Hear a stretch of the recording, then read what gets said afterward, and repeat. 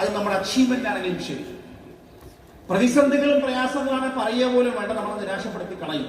Even achievement ആണെങ്കിൽ പോലും എന്നെ തടയുന്ന ഏറ്റവും വലിയ എന്റെ തടസ്സം, വളർച്ചയിൽ എന്നെ തടയുന്ന ഞാൻ ഒരു ക്രൗൺ ഡയമണ്ട് ആണ് എന്ന് ഞാൻ ഫീലിംഗ് ഉള്ളിൽ വെച്ചാൽ എനിക്ക് ഈ ബിസിനസ്സിൽ വളരാൻ കഴിയില്ല. That is my past, forget it. എന്ന് ഞാൻ ക്രൗൺ അംബാസഡർ ആകും, അതാണ് എനിക്ക് അറിയേണ്ടത്. ഫോർ എക്സാമ്പിൾ, ഞാൻ ആകേണ്ടതായി കഴിഞ്ഞു. ഇനി ഞാൻ എന്താകാൻ കഴിയും എന്നുള്ളതാണ് എന്നെ ഫയർ ചെയ്യേണ്ടത്, എന്നെ മോട്ടിവേറ്റ് ചെയ്യേണ്ടത്.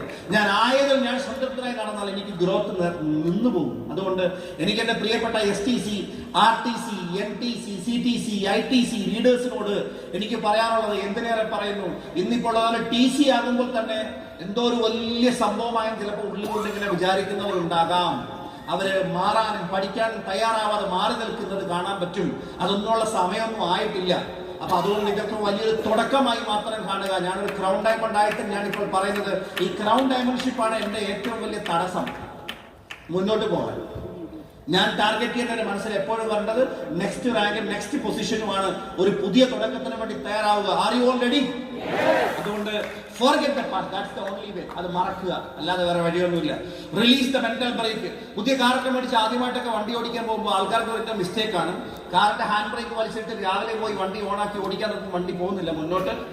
കാരണം അവർക്ക് ആദ്യം മനസ്സിലാവില്ല, കുറച്ച് കഴിഞ്ഞാൽ എനിക്ക് മനസ്സിലാവുന്ന ഹാൻഡ് ബ്രേക്ക് വലിച്ചു വെച്ചിരിക്കുക. ഈ ഹാൻഡ് ബ്രേക്ക് റിലീസ് ആക്കാതെ എത്ര വില കൂടിയ വണ്ടിയാണെങ്കിലും ഓടുമോ?